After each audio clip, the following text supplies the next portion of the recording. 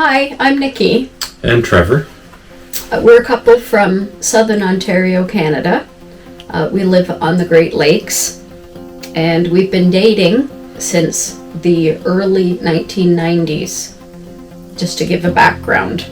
And we used to rent PWCs or jet skis or Sea-Doos. In the early days, yeah. In the early days when they would tip over really easy. Anyways, skip ahead 25 or 30 years later. Friends of ours invited us to a cottage on the Thousand Islands, which is an absolutely gorgeous area, and it's a mecca for boating and water sports.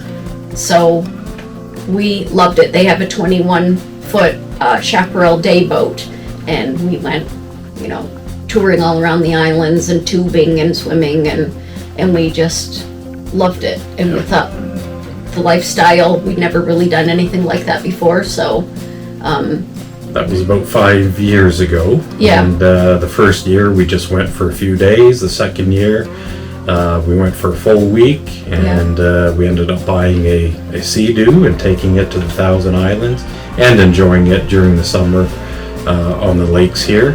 And the year after that we bought a second Sea-Doo and took both of those up there. Mm-hmm. Then we started to think that if you know anything about the Thousand Islands, there's loads of big boats, motor yachts, cruisers, and you can live on your boat all summer. And we thought, you know what, this is what we would like to do. So we started looking at boats, and Trevor can go more into that. Yeah, we looked at some boats that we thought were too small, like a 32-foot. And looked at other boats that were far too large, around 50 feet. Looked at other boats that were kind of more reasonable size, but needed far too much work. Mm-hmm. Eventually we visited our marina local to us, where we thought we'd like to take the boat when we bought one. Mm-hmm. And took a tour of their docks and met a friendly group of people on Dock F, and some of them invited us to have a closer look at their boats, and we toured one that we thought was ideal. It was a Cruisers Yachts 3870 model, which we ended up buying 3 weeks later. Not that boat, but when we were at the Thousand Islands, literally 3 weeks later on vacation, one came up on the internet, because really there's not many of them for sale when you try to look for them. And it was during COVID when boats were really, going fast, and anyways, and it was in our price range, and it was rough.